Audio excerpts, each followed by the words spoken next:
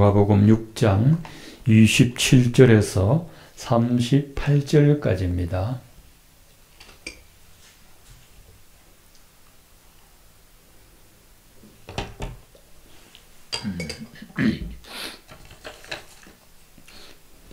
누가복음 6장 27절에서 38절 함께 읽으시겠습니다. 그러나 너희 듣는 자에게 내가 이르노니 너희 원수를 사랑하며 너희를 미워하는 자를 선대하며 너희를 저주하는 자를 위하여 축복하며 너희를 모욕하는 자를 위하여 기도하라. 너의 뺨을 치는 자에게 젖뺨도 돌려대며 내 겉옷을 빼앗는 자에게 속옷도 거절하지 말라. 내가 구하는 자에게 주며 내 것을 가져가는 자에게 다시 달라 하지 말며 남에게 대접을 받고자 하는 대로 너희도 남을 대접하라. 너희가 만일 너희를 사랑하는 자만을 사랑하면 칭찬받을 것이 무엇이냐? 죄인들도 사랑하는 자를 하느니라. 너희가 만일 선대하는 자만을 선대하면 칭찬받을 것이 무엇이냐? 죄인들도 이렇게 하느니라. 너희가 받기를 바라고 사람들에게 구워주면 칭찬받을 것이 무엇이냐? 죄인들도 그만큼 받고자 하여 죄인에게 구워주느니라.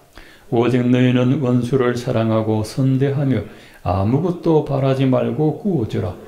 그리하면 너희 상이 클 것이요 또 지극히 높으신 이의 아들이 되리니 그는 은혜를 모르는 자와 악한 자에게도 인자하시니라. 너희 아버지의 자비로우심 같이 너희도 자비로운 자가 되라.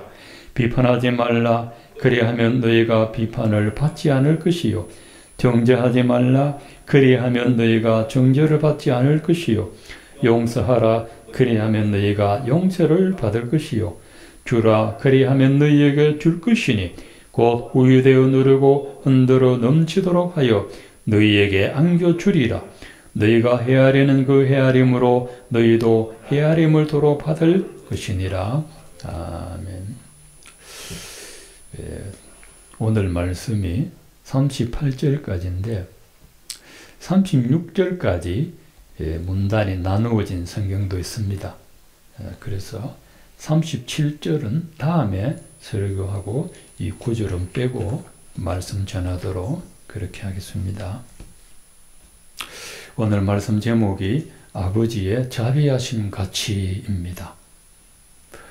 말씀을 읽어보셔서 알겠지만 벌써 마음이 무거워집니다. 숨이 턱턱 막힙니다. 과연 이 말씀을 우리가 지킬 수 있을까? 참 이 말씀이 마태복음 5장에서는 5장, 6장, 7장에 더 많이 나와 있습니다. 예수 믿는 것도 참 어려운데 이렇게까지 내가 할 수 있을까? 이런 생각이 듭니다.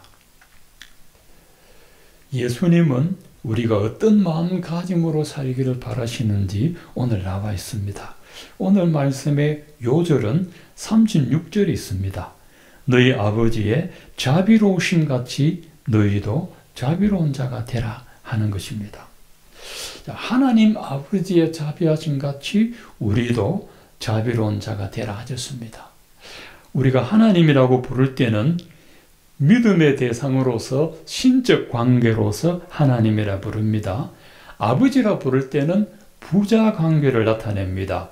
따뜻하고 온화한 가족 관계입니다. 아버지의 자비는 자기 자녀들에게 베풀어 주시는 끝없는 사랑과 자녀들이 겪는 고통에 대하여 마음 아파하시는 마음을 자비라 하고 합니다.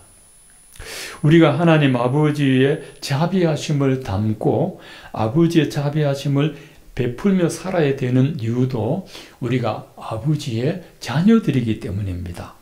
부전자전이라 하지 않습니까? 자녀는 본성적으로 부모를 닮고 또 후천적으로 닮아갑니다. 목회자들도 한 교회에 오래 있으면 그 교회에 담임 목사님을 자기도 모르게 닮아갑니다. 그 말투나 설교하는 스타일도 거의 비슷하게 닮아갑니다. 이렇게 사람 후천적으로 닮아가게 합니다. 우리가 본성적으로는 죄인들이지만 예수 믿어서 하나님의 자녀가 된 후부터는 아버지를 후천적으로 닮아갑니다. 그래서 예수께서 너희 아버지의 자비로우심 같이 너희도 자비로운 자가 되라 말씀하셨습니다. 하나님 아버지는 얼마나 자비로우신 분이시냐. 35절 하반절에 보면 하나님은 은혜를 모르는 자와 악한 자에게도 인자하시니라고 나와 있습니다. 하나님 아버지는 은혜를 알고 감사하는 자에게만 인자하게 대하시고 은혜를 모르는 자에게는 냉정하게 대하시는 분이 아니라는 겁니다. 또 하나님은 선한 자에게만 인자를 베풀고 악을 행하는 자에게 인색하게 대하시지 않는다는 겁니다. 하나님께서는 은혜를 모르는 배은망덕한 자에게도 인자를 베푸시고 악을 행하는 자에게도 인자를 베푸십니다.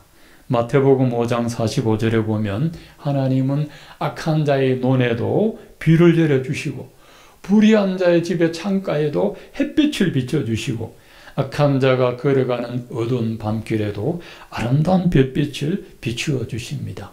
악을 행하는 자의 집에 햇빛이 이렇게 굴곡이 되가 다른 집에 가고 그렇게 하지 않습니다.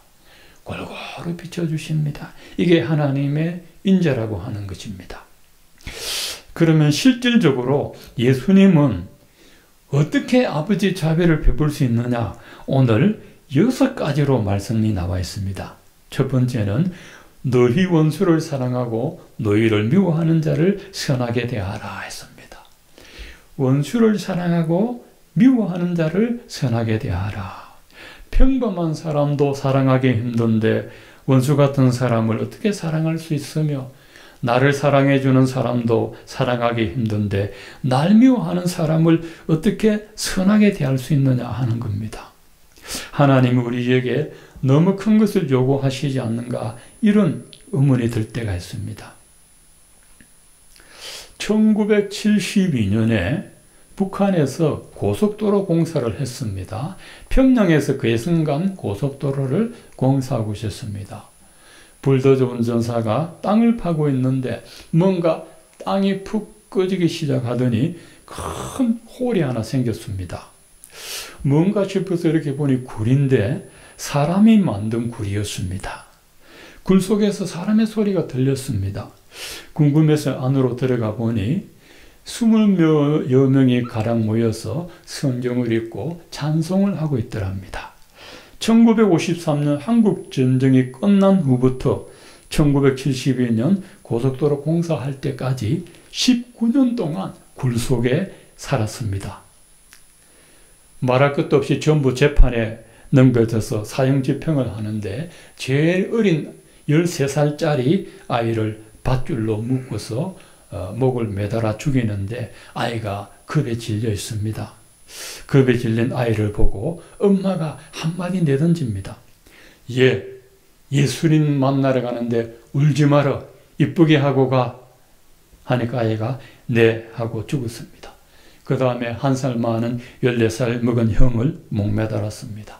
이번에는 이 아들이 엄마에게 말을 합니다. 엄마 고마워. 뭐가 고마워? 엄마가 나 천국 가게 인도해줘서 고마워. 그래 조금 이따 천국에서 보자. 그리고 자기를 죽이려는 아저씨에게 한마디 합니다.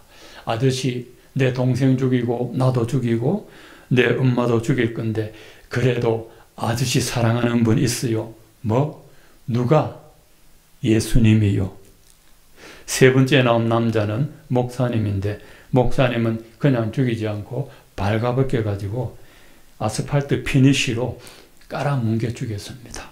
목사님이 깔리면서 입으로 부른 찬송가가 내 구주 예수를 더욱 사랑 엎드려 비는 말 들으소서. 그리고 깔려 죽었습니다. 이 엄마가 하는 말, 저 아저씨 미워하지 마. 그래서 이 아들들이 예수님을 전하고 죽었습니다. 우리가 하나님 아버지 사랑을 알고 경험했다면 우리가 아버지께 받은 사랑으로 원수를 사랑할 수도 있고 미워하는 자를 선한 마음으로 대할 수도 있습니다. 두 번째로 예수님은 너희를 저주하는 자를 축복하고 모욕하는 자를 위해 기도하라 말씀하셨습니다. 나를 저주하는 사람을 축복할 마음이 들겠습니까? 나를 모욕하는 사람을 위해서 기도할 마음이 들겠습니까? 참기도 어려운데 축복 기도까지 할 수 있겠습니까? 나도 입이 있고 손도 있고 발도 있는데 왜 가만히 앉아서 당하고만 있겠습니까? 저는 예수님이 십자가에 달려 사람들에게 붙잡혀 끌려가실 때 그 입에 아무 말도 하지 않았다는 성경을 읽고 참 은혜 많이 받았습니다. 이사야 53장 7절에 보면 세번역 성경에 보면 이렇게 나와 있습니다. 그는 굴욕을 당하고 고문을 당하였으나 아무 말도 하지 않았다. 마치 도살장으로 끌려가는 어린 양처럼 마치 털 깎는 사람 앞에서 잠잠한 암양처럼 끌려가기만 할 뿐 아무 말도 하지 않았다. 고문 받으실 때 아프면 아프다고 말을 하시든지 억울하면 억울하다고 말을 하시든지 항변을 하든지 무슨 말이라도 한마디 하시고 무슨 소리라도 지르려야 고통도 덜한데 말 안 하고 가만히 계시기만 하니 얼마나 아팠겠습니까? 예수님은 자기를 욕하고 때리는 사람들에게는 한마디 변명도 하지 않으시면서 자기를 저주하고 모욕하던 사람들을 위해 그 고통을 참아내시면서 입을 열어 기도하셨습니다. 자기를 모욕할 때는 가만히 계시더만은 저주하는 그 사람을 위하여 기도하셨다는 겁니다. 아버지 저들을 사하여 주옵소서 자기들이 하는 것을 알지 못하나이다 하셨습니다. 예수님이 모욕당할 때 그 모욕 면하려고 노력하지 않고 그 모욕을 당하고 있는 중에도 불쌍한 영혼들의 구원을 위해 기도하셨습니다. 인간으로서는 감당하기 불가항력인 십자가의 그 고통 겪으시면서 끝내 입을 다무시고 자기 안위를 위해서도 기도하지 않으시고 모욕을 받으시면서도 모욕하는 자를 위해 기도하시는 예수님 보면서 우리가 모욕을 당할 때 모욕감을 느끼기보다 우리를 위해 모욕당하신 예수님을 우리가 바라보아야 할 줄로 믿습니다. 세 번째로는 갈수록 가관입니다. 이 뺨을 치는 자에게 젖밤도 돌려대주고 겉옷을 빼앗는 자에게 속옷도 거절하지 말라. 이 보복하지 말고 당해라 하는 말씀입니다. 마태복음에는 오른밤 때리면 왼밤 돌려대라 이렇게 나와 있습니다. 사람이 오른손으로 상대편 뺨을 때리면 자연적으로 왼뺨이 맞습니다. 그렇죠? 예, 실험해 보실랍니까? 왼뺨이잖아요. 왼뺨 맞지요?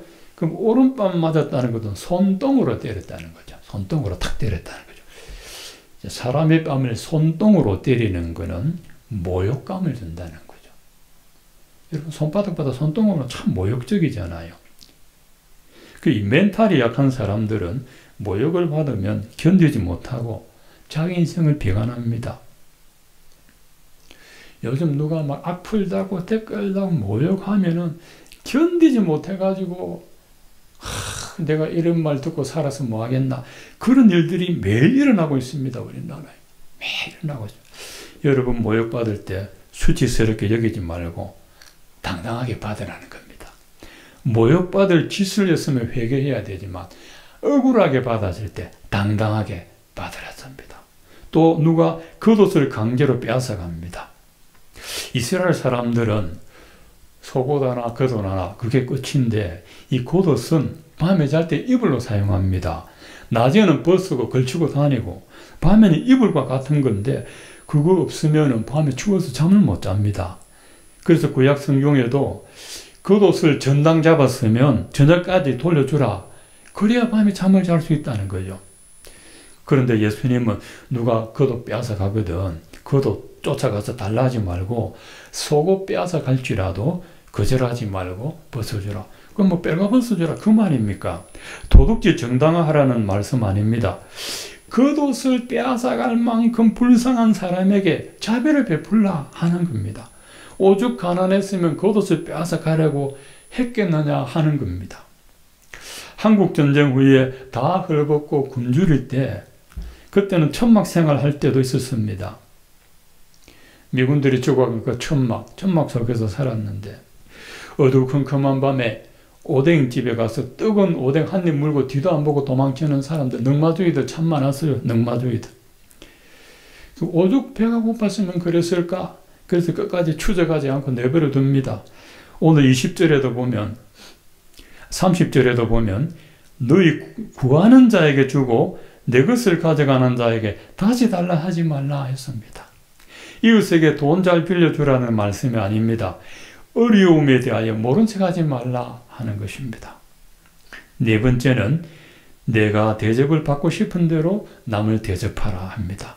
이 말씀이 좀 어려울 수 있습니다. 이 풀이 해놓은 거 보면은 남이 나에게 해주기를 원하는 것처럼 내가 남을 대접하라 하는 것입니다. 내가 누구를 대접할 때 그 사람이 내게 해주는 것의 기준을 잡지 말라는 겁니다. 여러분이 누구에게 사랑을 베풀 때도 그 사람의 형편에 맞추지 말고 여러분이 받고 싶었던 그 사랑의 양만큼 똑같이 베풀라 하는 것입니다. 마태복음 22장에도 보면은 22장 37절에서 40절에 보면 내 이웃을 내 자신과 같이 사랑하라 했습니다. 자, 이웃을 사랑하는데 그 기준이 내 자신을 사랑하는 것처럼 하라. 에베소서 5장에도 남편이 아내를 사랑할 때 자기 몸을 사랑하는 것처럼 사랑하라 하셨습니다. 남편이 아내 사랑할 때. 왜 그러냐 하면 사람은 자기 자신을 제일 사랑하기 때문에 그렇습니다. 다섯 번째로 내가 좋아하는 사람과만 사귀지 말라. 32절을 보면 너희가 사랑하는 자를 사랑하면 칭찬받을 것이 뭐가 있겠느냐 했는데 이 칭찬의 다른 뜻은 은혜가 되겠느냐 하는 것입니다. 내가 좋아하는 사람만 사랑하면 그것이 무슨 은혜가 되겠느냐라는 말씀입니다. 은혜. 내가 좋아하는 사람만 만나고 내가 편한 사람만 가까이 하지 말라 하는 겁니다. 하나님을 모르는 이방인들도 자기가 좋아하는 사람을 사랑합니다. 성경에는 이방인을 죄인이라 이렇게 붙입니다. 죄인들도 자기 좋아하는 사람끼리는 사랑한다는 겁니다. 그러면 그리스도인이 이방인과 뭐가 다르겠느냐 하는 말씀입니다. 사실 이거 참 어렵고 힘들고 불편합니다. 예수님은 내가 좋아하지 않는 사람에게도 사랑으로 대하라 하는데 이게 얼마나 어렵습니까? 그래서 예수님은 우리가 만들어 놓은 이 영역을 허물으라 하는 것이죠. 내가 누구만 가까이 하고 누구는 선을 긋고 그렇게 하지 말아라 하는 겁니다. 여섯 번째로 금전관계가 나와 있습니다. 34절, 35절에 보면 돈을 꾸어줄 때 이자를 바라지 말고 꾸어주라. 돈을 꾸어줄 때도 받기를 바라고 꾸어주지 말아라. 받기를, 이자 받기를 바라고 고리대금을 바라고 빌려주지 말아라. 유대인들 중에는 이 고리대금업자가 많았죠. 베니스의 상인, 여러분 문학책도 있지 않습니까? 그렇게 하지 말아라. 이자가 너무 세면 가난한 사람은 높은 이자 갚을 능력이 안 되니까 돈을 빌릴 수가 없지 않느냐. 그러면 생활이 점점 어려우니까 돈을 꾸어줄 때 이자를 바라지 말고 빌려주라. 또 돈을 꾸어줄 때 원금을 되돌려 받는 생각만을 하고서 빌려주지는 마라. 못 받을 수도 있다는 겁니다. 내가 가난한 이웃을 도와준다는 마음으로 꾸어주라는 것이죠. 35절에 보면 아무것도 바라지 말고 꾸어주라. 그리하면 너희 상이 클 것이요 지극히 높으신 이의 아들이 되리네. 여러분 이거 정말 어렵습니다. 진짜 사랑은 물질이 가지 않습니까? 예수님도 너희 보물 있는 그곳에 너희 마음이 있느니라 했습니다. 지갑을 열어서 도와주는 그것이 진짜 사랑의 표현이 되는데 그게 보통 일입니까? 그런데 돈을 꾸어달라. 꾸어달라는 것은 지금 그 금융관계를 말하는 게 아니고 이웃이 어려워서 도와달라는 것이죠. 도와달라는 것이죠. 그 돈을 구워 주었는데 이자는커녕 원금도 못 받을 상황이 되면 어떻게 해야 됩니까? 여기서 예수님이 아무것도 바라지 말고 구워 주라 할 때요. 바라지 말고가 어떻게 본문에 나왔냐면요. 실망하지 말고로 나와 있습니다. 돈 빌려줬는데 못 받으면 얼마나 실망이 됩니까? 실망하지 말아라는 거죠. 어떻게 생각하라고요? 하나님의 상이 크다는 것을 생각하라고 했습니다. 사람이 못 갚아주면 하나님이 되돌려 주신다는 겁니다. 잠언 19장 17절에 가난한 자를 불쌍히 여기는 것은 여호와께 구워드리는 것이니 그의 선행을 그에게 갚아주시리라. 제가 부목사 시절에 한 집사님이 한 3년 동안 교회를 안 나왔어요. 그 왜 안 나오는가 물어보니 교인에게 돈을 몇 천만 원 빌려줬는데 못 받았대요. 못 받은 게 아니고 안 주더래요. 다른 사람 거는 주면서 여러 사람에게 돈을 빌렸는데 자기 그만 안 주더래요. 그런데 이제 신방을 가도 뭐 안 나오고 하는데 제가 부임하고 얼마 안 돼서 또 신방을 갔습니다. 도대체 어떻게 해야 되나 하는데 이 본문 말씀이 생각이 났습니다. 그래서 이걸 찾아가지고 집사님 돈 빌려주는 거는 하나님께 빌려주는 건데 하나님이 그 생을 갚아줄 겁니다. 못 받더라도 낙심하지 마세요. 했는데 그 다음 주부터 교회 나오기 시작했어요. 교회를 잘 나오셨어요. 돈 빌려준 사람 그 사람 보고도 잘 나오셨어요. 그래서 이 하나님 말씀이 참 은혜를 주시더라고. 이 선행이라고 하는 건요. 가난한 자로 불쌍히 여기는 마음입니다. 이자 안 받아도 원금 못 받아도 가난한 자 불쌍히 여기면 그게 하나님께 선행이 되어가지고 하나님이 갚아주신다는 거예요. 구워간 돈 갚을 능력이 없는 사람 불쌍히 여기는 것은 하나님께 빌려드린 것이니까 돈 빌려간 사람은 못 갚아도 하나님은 갚아줍니다. 그래서 여러분 빌려준 돈 못 받았다고 억울하게 생각하지 말라는 겁니다. 38절에도 보면 주라 그리하면 너희에게 줄 것이요 후이되어 흔들어 넘치도록 하여 너희에게 안겨주리라. 너희가 헤아리는 그 헤아림으로 너희도 헤아림을 도로 받을 것이니라. 뭘 주라는 겁니까? 원수 사랑해주고 모욕을 당하여 주고 저주하는 자를 축복해 주고 구워달라는 자에게 구워주면 하나님께서 후하고 넘치도록 갚아주십니다. 근데 그 갚아주시는 게 헤아리는 양만큼 헤아리는 크기만큼 하나님이 정확하게 계산해 가지고 돌려줍니다. 내가 사랑한 크기만큼 내가 축복한 크기만큼 내가 빌려준 양만큼 되돌려 주십니다. 갈라디아서 6장 7절에도 사람이 무엇으로 심든지 그대로 거두리다. 육체를 위하여 심는 자는 육체로부터 썩어질 것을 거두고 성령을 위하여 심는 자는 성령으로부터 영생을 거두리라. 우리가 선을 향하되 낙심하지 말지니 포기하지 아니하면 때가 이름에 거두리라. 여러분 하나님 자비를 베풀다가 원수도 사랑했고 미워하는 자도 사랑했고 저주는 자를 축복했고 구워주는 데 구워줬는데 내가 계속 시험 들고 어렵을 때 여러분 낙심될 때 이 말씀 묵상해야 됩니다. 여러분 선을 행하다가 시험에 들 때 이 말씀 붙잡고 힘을 얻으셔야 됩니다. 제가 어떤 분 간증인데 상당히인데 제가 생략했습니다. 청주 순복음교회 김성은 목사님 간증담인데 이분이 여의도 순복음교회 부목사로 있었습니다. 이 목사님 가족은 불신자였는데 부인만 예수를 믿었습니다. 옛날만 해도 며느리가 교회 간다는 것은 꿈도 못 꾸죠. 주일날이 됐습니다. 시어머니 시아버지 밭에 나가 일하고 있는데 이 부인이 주일에 머리에 기름 바르고 성경책 들고 교회를 갔습니다. 온 동네 사람들이 손가락질합니다. 얼마 후에 너무 화가 난 시아버지가 교회 갔다는 며느리에게 돌을 던졌는데 머리에 맞아가 피가 철철 흘러나왔습니다. 그래도 며느리는 포기하지 않고 하나님을 잘 섬겨서 남편도 예수 믿어 목사님 되고 시아버지 시어머님도 다 예수 믿었습니다.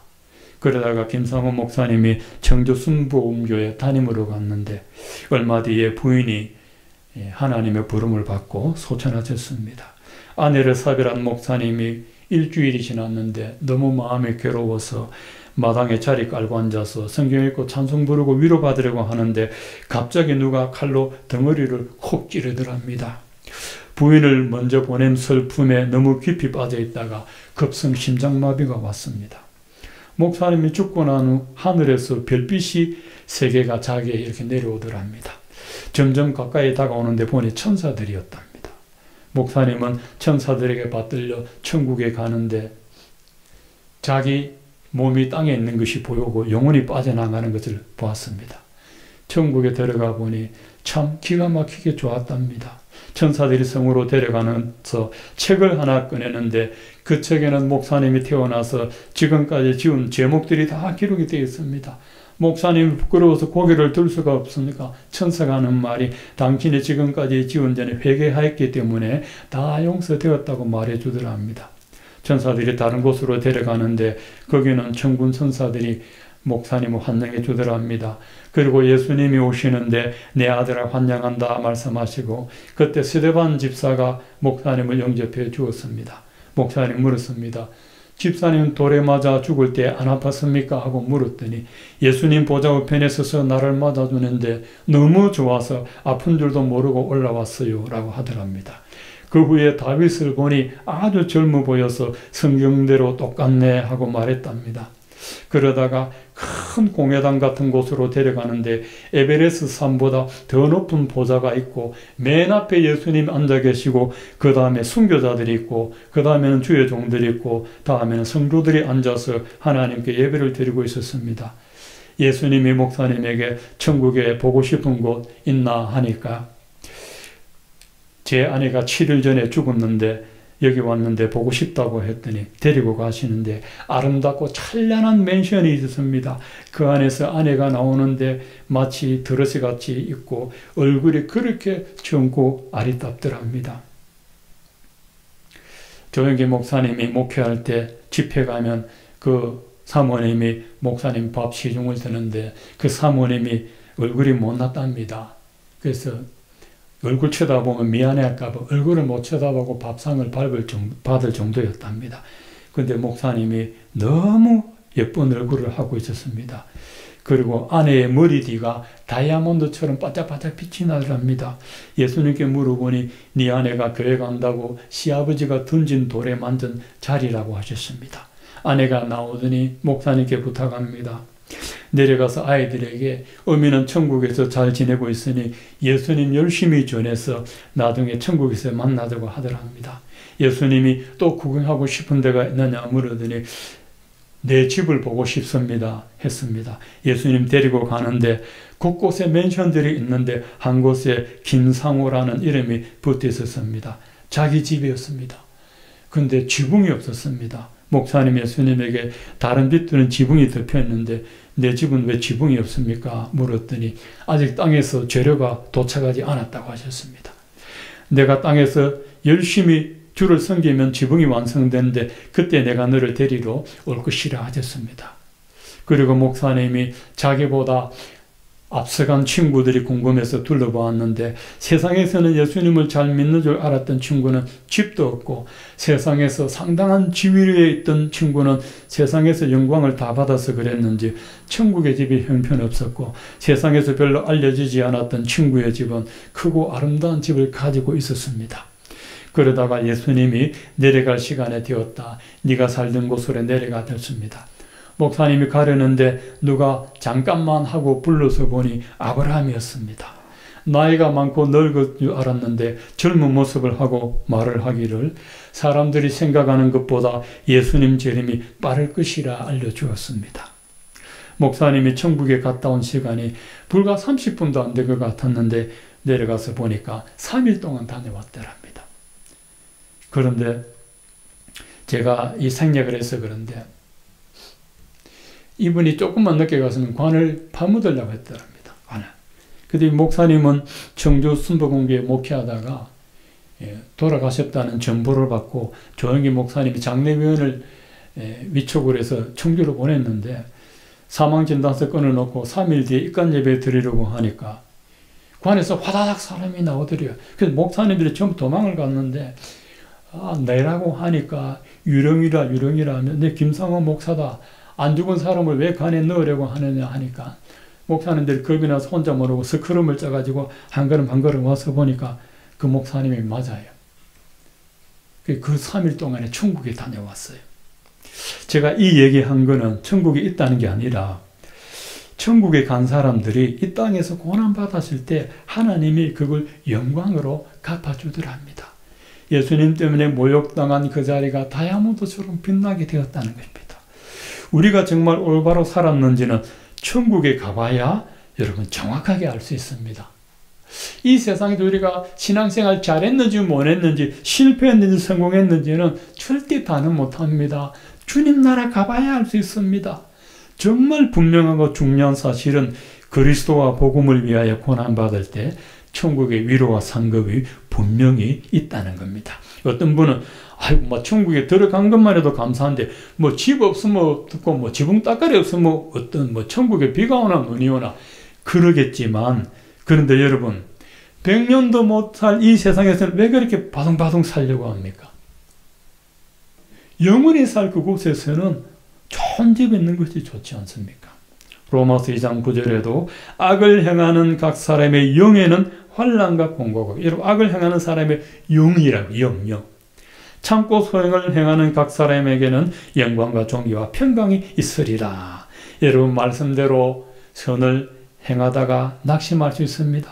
원수 사랑하고 미워하는 자, 선대하고 또 입밤 때리는 자에게 죽밤을 돌려야 되고 모욕하는 자가 모욕을 당할 때, 이런 물질적으로 어려움을 당할 때 선을 행하다가 낙심할 때 있습니다. 1년, 2년, 10년, 20년 살다가 낙심할 때 있어요. 왜 하나님은 나를 안 도와주시나 하시지만은 천국에 가보면 알 수 있습니다. 그래서 여러분 선을 행하다가 낙심하지 말고 믿음으로 끝까지 인내해야 주님께 칭찬과 상급을 받을 수 있습니다. 이 세상이 얼마나 삭막합니까? 자비가 없는 세상입니다. 자비가. 여유가 없는 세상입니다. 코로나 때문에 더 사람들의 마음이 강팍해지고 고독해지고 우울해지고 움츠러들어서 남을 위한 배려가 없는 세상이 되고 말았습니다. 그런데 예수님은 아버지처럼 너희도 자비로운 자가 되라. 자비로운 자가 되라. 은혜 모르는 자 악한 자에게도 인자하심을 알고 하나님께서도 우리에게 이걸 요구하십니다. 이걸 요구하십니다. 아무쪼록 우리 힘과 능력으로는 절대로 못합니다. 우리가 하나님의 자비하심을 경험했다면 우리는 할 수 있습니다. 주님이 우리를 위해 행하신 일을 생각할 때 우리는 그 은혜로 할 수 있습니다. 그래서 오늘 말씀대로 아버지의 자비하심을 베풀어서 여러분들 하늘의 상만 받을 뿐 아니라 여러분 때문에 많은 사람들이 자비를 누리고 하나님께로 나아가는 길목을 틀어주는 저와 여러분 되시기를 축원드립니다.